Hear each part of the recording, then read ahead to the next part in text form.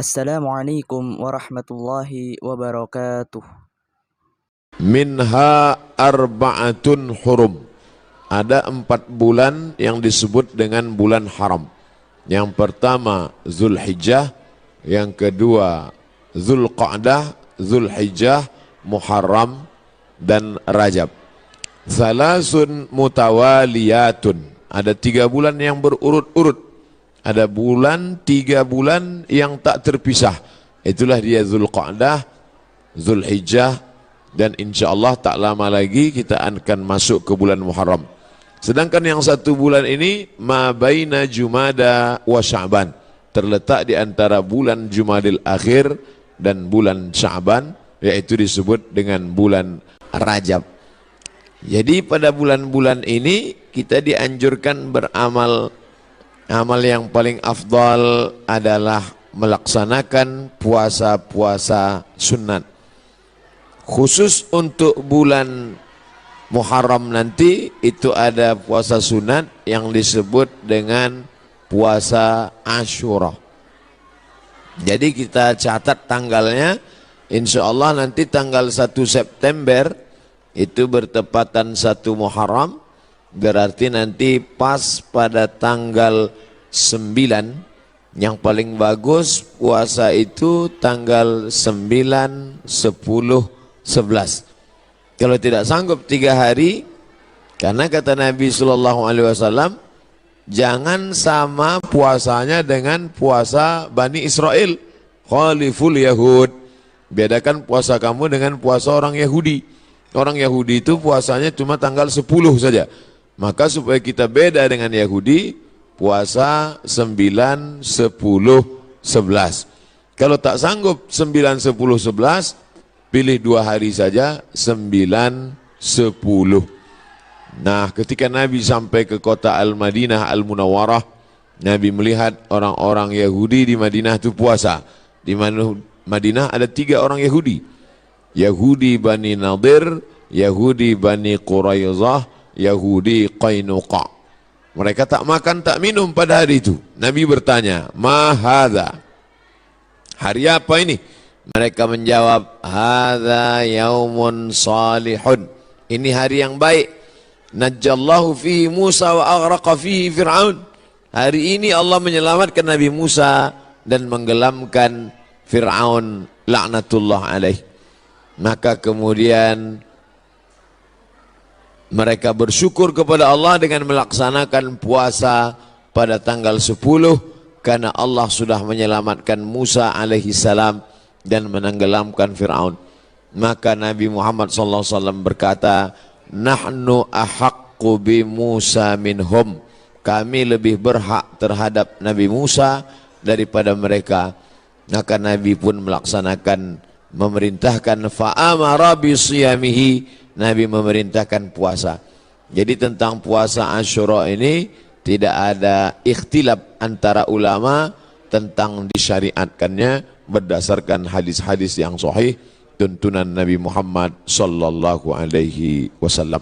Oleh sebab itu kita yang berbadan sehat, khususnya bagi perempuan yang banyak punya hutang puasa kemarin, dengan berpuasa di Asyura 9, 10, 11 dia sudah bisa mengqadha, mengganti 3 hari puasa yang tinggal. Karena perempuan yang kemarin tinggal puasanya di bulan Syawal, di bulan Muharram, di bulan Ramadan, itu bisa diganti bulan Syawal sebanyak 6 hari. Orang yang berpuasa 6 hari di bulan Syawal otomatis dapat pahala puasa sunat walaupun niatnya qadha. Begitu kata Imam Abu Zakaria Al-Ansari dari kalangan mazhab Syafi'i yang disebutkan dalam kitab Fatawa Al-Azhar oleh Syekh Atiyah Saqar. Niatnya niat qadha saja, tidak niat sunat. Karena kalau niat sunat, qadha tak dapat. Tapi kalau niat qadha, maka otomatis pahala puasa sunatnya dapat. Begitu juga dengan orang yang puasa Senin Kamis, niat qadha dia hari Senin, maka qadhanya lunas dan pahala Senin dapat. Niat qadha dia hari Kamis, pahala qadanya dapat, dan otomatis dapat pahala puasa sunat. Begitu juga dengan nanti 3 hari di bulan Asyura, di bulan Muharram itu 9, 10, 11, niatnya niat qada. Nawaitu sauma qada'in, saya berniat puasa qada mengganti yang Ramadan tinggal kemarin. Apakah karena haid, maaf cakap, atau karena menyusukan anak, atau karena mengandung anak, atau karena baru melahirkan karena nifas, maka mesti diganti. Cara yang paling efektif adalah sekali dayung 2-3 pulau terlampaui. Walaupun ini masalah perempuan, tapi laki-laki mesti tahu, karena semua laki-laki punya istri, punya anak perempuan, punya kakak perempuan, punya adik perempuan. Inilah perlunya fiqhul mar'ah, fikih perempuan. Dengan melaksanakan puasa, badan sehat. Karena ternyata makanan yang kita makan itu banyak bakteri racun di dalamnya. Kenapa padi kita bisa tumbuh tak ada dimakan wereng? Karena ternyata disemprot dengan pestisida. Kenapa buah apel yang kita makan itu tidak berulat? Karena ternyata ulat tak mau memakan apel karena ada pestisida. Bahkan ikan asin yang kita makan pun itu kena formalin. Makanya tak dikerubungi lalat. Lalat pun tak mau. Kita aja yang mau makan ikan asin itu. Oleh sebab itu orang yang pandai ditengoknya mana ikan asin yang tak dikerubungi lalat, tak dia beli. Walaupun nampaknya segar. Begitu juga dengan ikan.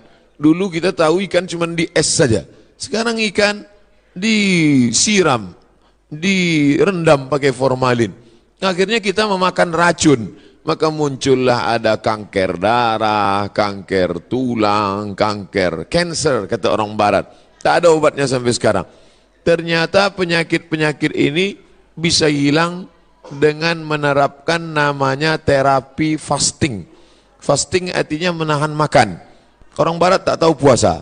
Mereka tetap makan buah, makan ringan, minum air putih. Tapi mereka tak makan dari pagi sampai siang sampai malam.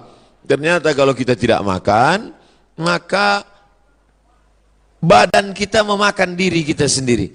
Itulah racun-racun hilang di dalam badan kalau orang menerapkan terapi fasting tak makan ini selama 8 hari dalam sebulan.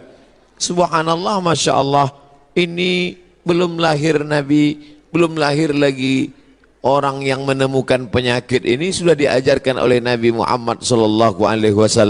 8 hari tak makan dalam sebulan, Senin Kamis, Senin Kamis, Senin Kamis, dan Senin Kamis. Maka siapa yang melaksanakan puasa Senin Kamis, tapi yang lebih bagus lagi adalah lebih banyak daripada Senin Kamis. Karena kalau Senin Kamis cuma 8 saja, tapi yang lebih banyak daripada itu adalah 15 hari. Ahabbus saum ilallah saumi Daud. Puasa yang paling disukai Allah adalah puasa Nabi Daud alaihi salam.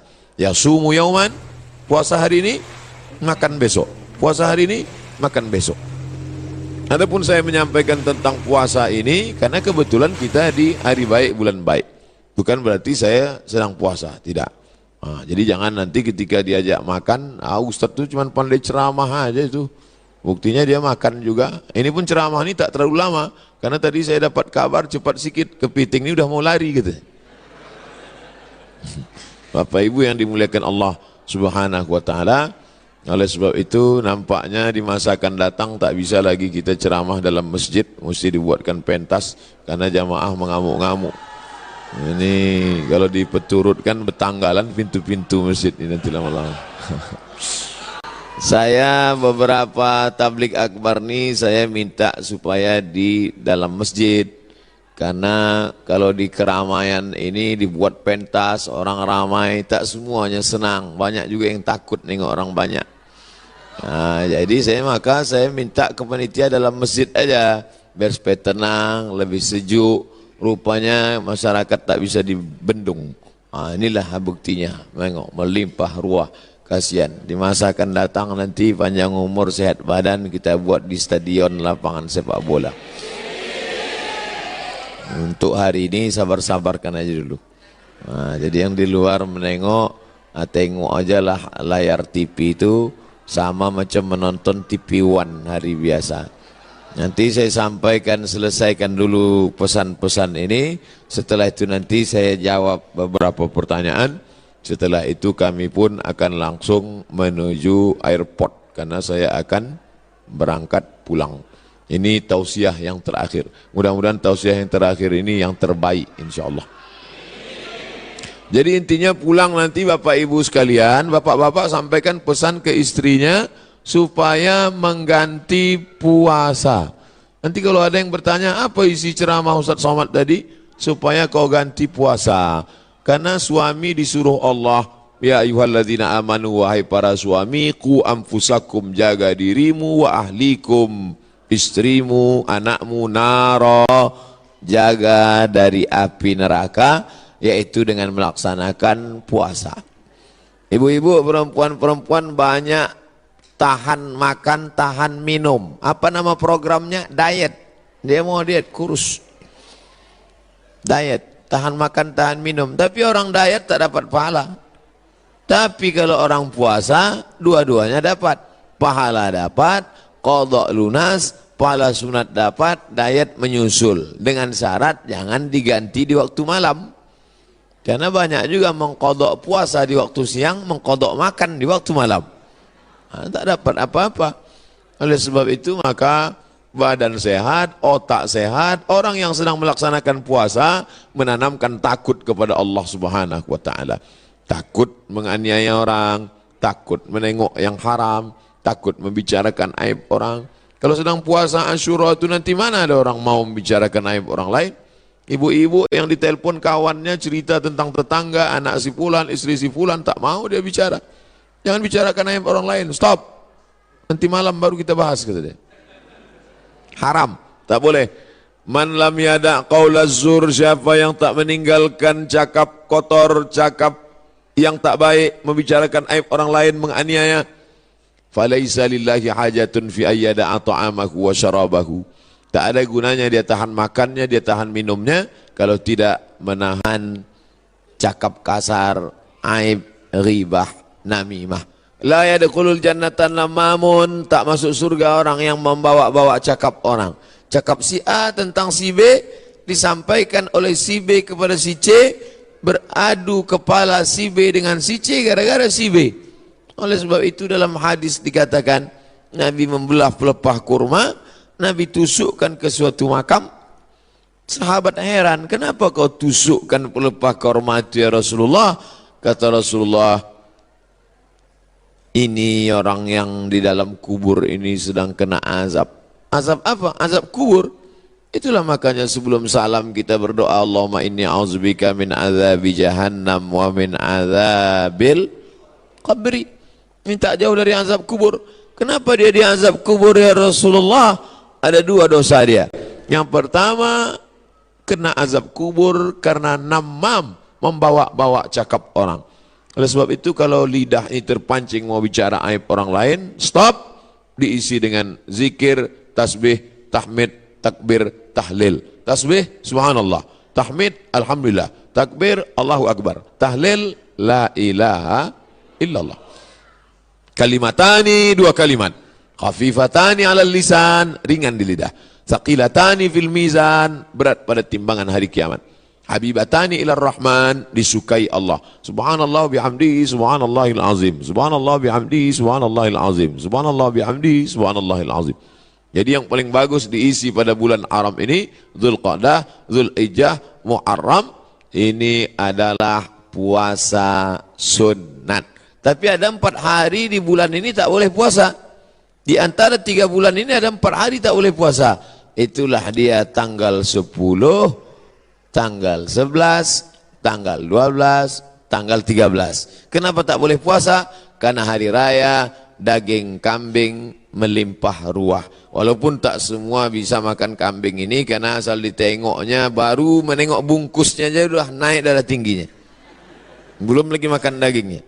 Nah, adapun sekarang inilah masanya membakar kolesterol, membakar karbohidrat, membakar yang kita makan pada saat penyembelihan hewan kurban kemarin. Adapun ibu-ibu, bapak-bapak yang masih banyak daging kurban di freezer itu, sedekahkanlah kepada anak yatim, fakir miskin. Ini udah hari raya yang keberapa ini di bulan Zulhijjah. Sudah mau habis bulan Zulhijjah, masuk bulan Muharram. Tapi kulkas masih banyak yang belum bisa ditutup. Masih menyipak kaki kambing itu lagi. Oleh sebab itu, maka ini menunjukkan kita ini ada sifat tamak. Ada sifat tak ingin rezeki kita itu dimakan orang lain. Padahal puncak keimanan adalah la yu'minu ahadukum, kamu tak beriman hatta yuhibba li akhihi, sampai kau sayang kepada saudaramu ma yuhibbu li nafsihi, sama macam sayang pada diri sendiri. Tak sampai hati kita, makanan itu hanya lewat di leher kita. Kalau enak rendang kambing, gulai, soto, capcay, sop itu di lidah kita, di leher kita, maka kita bagikan kepada yang lain. Makanya kata Nabi SAW, idza tabakhta fa'akthir ma'aha. Kalau kau masak, banyakkan kuahnya. Kita disuruh masak banyak kuah. Untuk apa? Bagi kepada tetangga. Jadi kalau daging tadi tinggal 2-3 potong, masaklah nanti sore, banyakkan kuahnya. Bagikan. Tapi jangan gara-gara ceramah nih, ibu tua hasil bersedekah, kuah aja isinya. Apa maknanya? Sedangkan sikit saja dia bisa berbagi, apalagi banyak. Oleh sebab itu maka dalam Islam, tapi masalah lapar ini tak bisa kita ceritakan. Lapar bukan teori, tak bisa diceritakan. Lapar menurut bahasa, lapar menurut istilah, lapar menurut etimologi, lapar menurut terminologi. Lapar mesti dirasakan. Setelah kita rasakan lapar itu, maka muncullah rasa berbagi. Lapar Ramadan sudah lupa, udah agak lama. Ramadan, Syawal, Zulqa'dah, Zulhijjah, 5 bulan setelah itu datang kita disuruh mengingat lapar lagi. Itulah dia lapar 3 hari, tanggal 9, tanggal 10, tanggal 11. Ngaji jangan cuma pengajian aja. Pengajian nonton TV, pengajian di YouTube, pengajian sekarang live langsung, cukup. Jangan sekedar pengajian tapi langsung diamalkan. Pulang dari sini, ambil spidol, tengok mana kalender, tanggal 9, tanggal 10, tanggal 11, garis di bawah, puasa Asyura. Andai, maaf cakap, pas tanggal 9, 10, 11, dia haid, maka dapat tetap pahalanya, karena sudah ada niat. Innamal a'malu binniat. Ibu kenapa tak puasa? Oh, mohon maaf, saya sedang halangan. Tapi niat sudah sampai. Adapun laki-laki tak ada alasan. Kau kenapa tak puasa? Aku niat aja sudah sampai. Anda tetap laksanakan. Maka bapak membangunkan istrinya. Rahimallahu mar'an, Allah merahmati laki-laki yang membangunkan ahli bait keluarganya supaya mengingatkan dia puasa besok. Bu, omak si Pulan, besok puasa, ganti puasa qadha kau yang tinggal Ramadan kemarin. Begitulah beruntungnya kalau punya suami solehah, kalau punya suami soleh, istri solehah. Tapi kalau dapat laki Fir'aun, tak mau tahu dia. Sholat kau sembahyang, tidak sembahyang bukan urusanku, puasamu bukan urusanku. Padahal dalam Islam diajarkan kita ini mesti menjaga orang yang ada di sekitar kita, keluarga, tetangga, sahabat, kerabat. Wa anzir ashiratakal aqrabin. Berikanlah peringatan kepada keluarga-keluarga yang dekat. Ini penting sekali tentang masalah puasa ini. Semua penyakit berawal dari lambung. Semua penyakit berawal dari lambung. Oleh sebab itu maka kosongkan lambung, hilangkan bakteri. Coba tengok iklan di TV. Dari bakteri di dalam lambung itu muncul penyakit gula darah, muncul penyakit diabetes, muncul penyakit jantung koroner, muncul penyakit kanker, muncul penyakit makanan. Bagaimana supaya cara makanan tadi hilang? Ini diperbanyak puasa sunat. Bagi yang sudah puasa sunat, alhamdulillah. Bagi yang mencoba, mudah-mudahan disampaikan Allah Subhanahu wa taala niatnya sampai akhir. Jangan takut nanti puasa sunat badan lemas, puasa sunat kecuali dia pekerja berat. bekerja berat, tidak dianjurkan puasa sunat karena dia mencari nafkah. Bapak-bapak dari tentara, kepolisian, dia berat tugas. Polisi lalu lintas, kalau dia puasa tak sanggup. Jangankan untuk menangkap, mengembus semprit itu tak sanggup. Sedangkan ini tugas negara, tugas ini wajib, sedangkan ini sunat. Jangan didahulukan yang sunat, meninggalkan yang wajib. Pegawai kantor camat disuruh duduk, pelayan masyarakat dari pagi sampai sore duduk. Tidur pula di musola. Orang mau ngurus KTP, akte kelahiran, perpanjangan segala macam, mana pegawainya? Tidur di musola. Kenapa? Puasa sunat, makan haram. Karena dia digaji oleh negara, APBN, APBD untuk melayani masyarakat. Bekerja itu wajib, sedangkan puasa ini sunat. Ini kalau ada orang model begini, ini orangnya alim tapi jahil. Alim kok jahil? Semangat beribadahnya kuat, tapi tidak punya ilmu pengetahuan. La ilaha illallah. Tapi tengok pangkal ayatnya, fa'lam annahu la ilaha illallah. Apa makna fa'lam? Berilmu. La ilaha illallah penting, tapi ada ilmu tentang la ilaha illallah. Siapa itu Allah? Awaluddin ma'rifatullah. Perkara pertama dalam agama ini adalah mengenal Allah. Wujud, qidam, baqa, mukhalafatul hawadis, qiyamuhu binafsi, wahdaniyah, qudrat, iradat, ilmun, ayat, sama, basar, kalam, kaji, sifat 20, mengenal Allah subhanahu wa ta'ala. Akidah pokok pangkal yang pertama. Setelah akidahnya kuat, barulah ibadah. Salat, puasa, zakat, haji, umrah, zikir, baca Quran. Tapi ada ibadah dalam hati. Salat nampak, Allahu Akbar. Haji paling nampak. Setahun lagi mau haji, kendurinya dari sekarang. Sudah balik haji, pakai sorban, pakai jubah, ditulis pula di pangkal nama, haji. Kalau tak ditulis pakai spidol, tak mau datang undangan. Tapi ada ibadah dalam hati tak nampak. Apa dia? Ridha. Apa dia? Qanaah. Apa dia? Sabar. Mana nampak orang ridha? Ridha itu artinya menerima ketetapan Allah subhanahu wa ta'ala. Termasuklah ibu-ibu yang di luar ini semuanya adalah orang-orang yang ridha. Tak nampak ustaz tu tak apa-apalah. Suaranya pun jadilah. Adapun tadi yang sempat unjuk rasa itu sekarang udah agak ridho sedikit.